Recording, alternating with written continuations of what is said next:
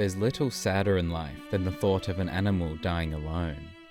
I don't necessarily mean physically alone. Sometimes I think, like humans, some animals would prefer for their loved ones not to be in that space in those very final moments. They don't want them to have to see that, or deal with that pain in that moment. Sometimes the solitary exit is preferable. But mentally or emotionally alone, the thought of them being abandoned or lost, of dying unloved or unappreciated, or at least feeling that way, is what really rocks you to your core. It's why stories like Futurama's Jurassic Bark are so upsetting to so many. The dog, at least in the original episode, obeyed his owner's command and was loyal until the very end, likely dying wondering if he had been abandoned, but staying anyway in the hopes that his best friend would eventually return, not unlike several real dogs known to have done the same. And obviously in many such cases this is unavoidable, but animals, like humans, deserve more. They deserve to know that they are loved and appreciated, that they are our best friends as much as we, hopefully, are theirs. I'd like to talk about one such fictional friend named Epoña.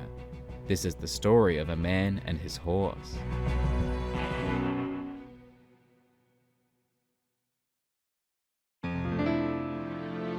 In 1998, after a 5-year absence, Nintendo released the first 3D game in the Legend of Zelda series, Ocarina of Time. As usual, you play as a boy named Link, though of course you can actually name him whatever you like, which may even strengthen your immersion within the story and connection to its events. At some point early in the story, the young Link meets a young woman named Marlin, who, back at her ranch, introduces him to her young horse named Epoña. She is timid and wild, frightened of Link, but eventually takes a liking to him after he plays her song, composed by Marlin's mother.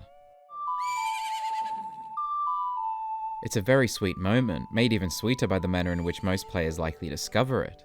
After bumping into Marlin and her father at Hyrule Castle, the player at some point in the story likely makes their way to Lun Lun Ranch, sometimes perhaps immediately afterwards, and follows specific steps to learn the song and play it for the horse. The main quest doesn't force the player here, they likely did so out of their own curiosity. They listened, remembered, and followed through. And I think that spontaneity and immersion is a large part of what makes sequences like this so effective. Obviously it is scripted, but the manner in which it is discovered makes it feel more real. The game doesn't tell you to hit these specific buttons in this specific order. You simply do so, and it feels more organic. I think the same feeling is achieved when you return to the ranch 7 years later. After playing Epoña's song, the horse runs up to you, a lovely callback to that sweet memory all those years earlier, when both of you were much younger, and in much less danger. Ingo, now in charge of the ranch, plans to present Epoña to Ganondorf, the usurper. So Link beats Ingo in 2 races and gets to keep Epoña. And when Ingo shuts the gates, Epoña and Link leap over the ranch wall in an epic escape. It's one of few cutscenes in the game that feature Epoña.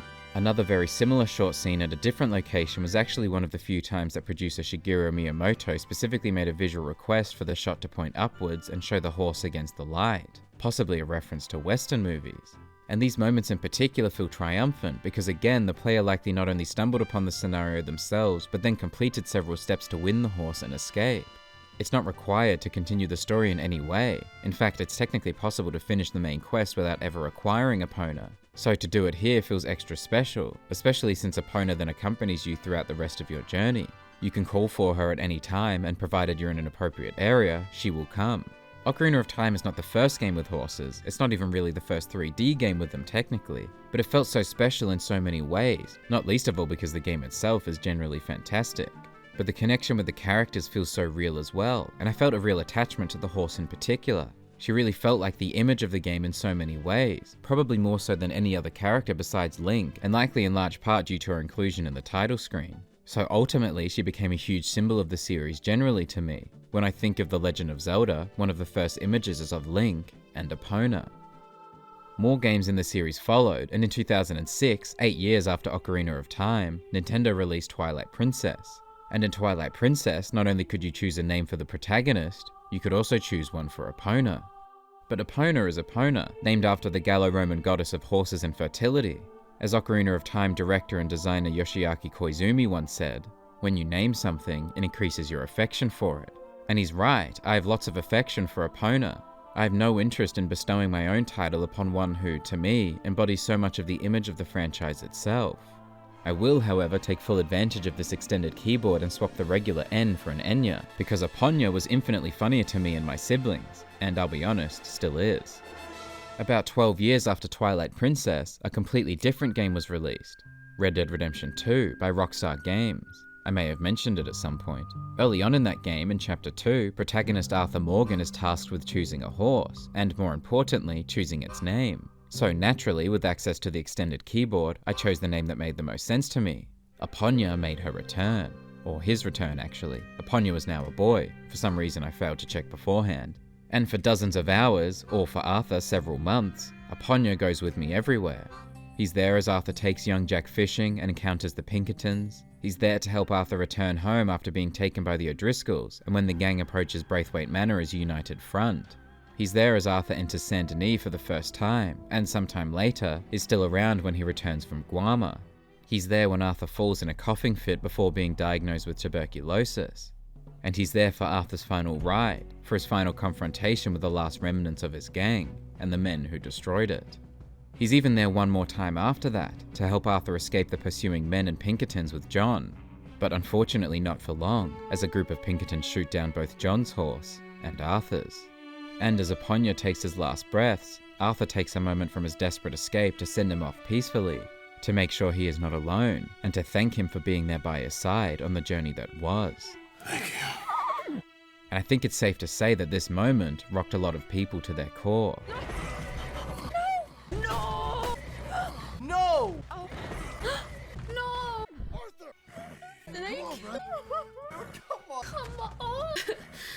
Come on. This shit is wrecking me right now, bro. Let's go. The death of the horse is also symbolic of the death of Arthur's journey. In some ways, the horse represents his freedom, his survival, his self-reliance throughout his journey. And their death represents the end of that journey, and the conclusion of the loyalty and companionship, and not just of the horse. And it's sad. We know that it's sad, and we know why it's sad. But for a lot of players, arguably most, this moment is sadder than any other in the game. More than the betrayals and the heartbreaks, of the deaths of Sean, of Hosea and Lenny, of Arthur himself. My question is, why? Not why is it sad, that one is obvious, but why is it so much sadder? Why are we so attached to this 3D model of a fictional horse that its fictional death reduces us to very real tears? There are any number of reasons really, some more obvious than others. One is simply the amount of time spent with the horse. Integrating virtual animals into a game in a sophisticated manner will always lead to deeper connections than just including an animal for the sake of it. A horse wasn't chosen for Ocarina of Time, for instance, simply for convenience. It was specifically to bring you into contact with others, to reflect the narrative themes of the series in every single aspect of the game. Another reason for the sadness is innocence. It's the same reason I avoid shooting horses during chases, even if it is often the easiest way to stop the pursuing enemies. The horse didn't choose this life. They didn't choose to run in with a group of outlaws on the run. The only thing the horse is guilty of is being loyal to their best friend. And it's for that reason that they are killed. That innocence extends to the cries of pain. There is only truth behind it. Come on! As John Steinbeck wrote, there's a feeling of helplessness with a sick animal. It can't explain how it feels, though on the other hand it can't lie, build up its symptoms, or indulge in the pleasures of hypochondria. It is pained in a way that it cannot express, and for a reason for which we can only feel responsible. Another reason, of course, is the custom name. It's partly the reason I feel so attached to my horse in Ghosts of Tsushima too. Sure, the options are limited to 3, but I still made the decision, and Jin says the name during gameplay, so Nobu still feels very important to me. Arthur isn't riding generic horse number 2, or a trusty but nameless nag. His best friend is Epoña, a name that, despite being a bit of a joke, has been with me for over a decade. So when he died, a little part of me died with him. It's not totally unlike real life too, in which we often choose the names of our pets, or we stick with a name given to them already, which is itself a choice as well. Another game with a similar naming and bonding mechanic is Buddy Tale. It's a short 10 to 15 minute experience that's completely free if you'd like to check it out before I spoil it. It was developed by Evie Chang and Izzy Fox as Chang's master's degree thesis project, described as an exploration of our attachments to virtual pets. In the game, you adopt one of 3 buddies, give them a name, and then raise them, with a few different gameplay scenarios essentially dropping you into a few specific periods throughout their life. Within the span of 10 to 15 minutes, you grow attached to your buddy, making the inevitability of life even more difficult. And I think that makes sense based on Chang's inspirations. She considered human connections to real robotic companions like Aibo and Furby, Virtual companions like Tamagotchi, and video games like Nintendogs, Pets, and even the Companion Cube and Portal. That desire to look at other representations when creating a new one seems logical too. As Steve Baker once wrote, human understanding of animals is shaped by representations rather than by direct experience of them. Representations do have consequences for living animals. But I would also posit the opposite. Living animals have consequences for representations. In my view, nothing shapes one's connection with fictional depictions of animals more than their history of connections with real animals. As Machiko Kusahara once wrote, the way we see virtual animals is inevitably influenced by the way we see real animals. I think most people know what it's like to love animals, if not generally, then at least one specifically. Whether it's a cat or dog, a horse or cow, a fish, mouse or bird, a lot of people have had experiences and connections with real animals, and it's generally considered beneficial to one's health too. There was rarely a time growing up when my family didn't have one, usually cats and dogs, but occasionally others as well. So animals in games feel like another such connection. Not necessarily a replica, though I will often borrow the names of real pets in video games, but perhaps the emotions are subconsciously reminiscent of our actual connection with our own pets. Or perhaps there's really no singular answer to the cause of the emotions. Perhaps it's something that is personal and unique to each and every player. As Evie Chang put it best in her master's thesis, ultimately, I believe our interactions with digital entities should be measured from the self outward. When we find ourselves moved by them, those emotions are real for us. I am personally not concerned with their capacity to understand my feelings towards them, the same way I do not expect my pet fish to understand that I care about him. We engage in these relationships because they are meaningful to us, not because we need reciprocation.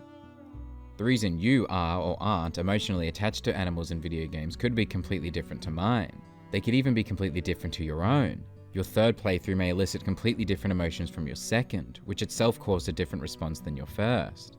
The emotions that come with experiencing these moments hold a different context for us each time around. There may not even be a single point in this video that is actually relatable to you, and that's entirely valid because these are ultimately very personal, meaningful experiences. There is one thing that really sticks with me though.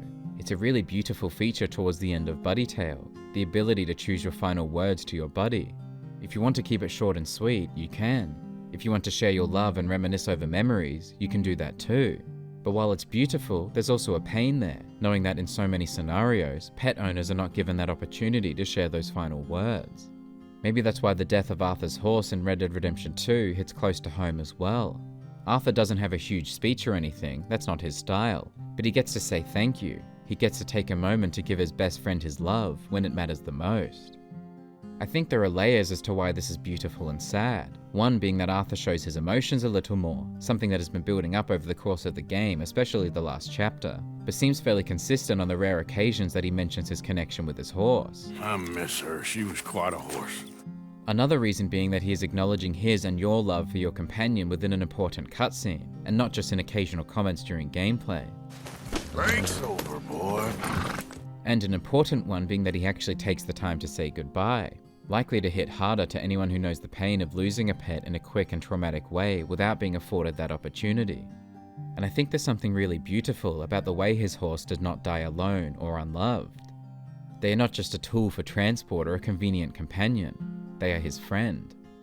He is not inconvenienced or simply annoyed by the loss, he's genuinely upset by it, and he shows it by sharing that last moment. And while there's something beautiful about being able to have last words like that, to make sure they know that they're not alone, it should be acknowledged that there is no singular way to communicate that. Sometimes just your love throughout their life is enough. You don't actually have to be there or say something in those final moments, they just know. Whether Arthur says something or not, I think his horse still knows the love that he has for them. Through every happy memory, every somber moment, every second of silent bonding, every time you were there for them or they were there for you, the feeling of comfort from a companion and the feeling of love from a best friend. There's little sadder in life than the thought of an animal dying alone. As long as we do our jobs right, they never will.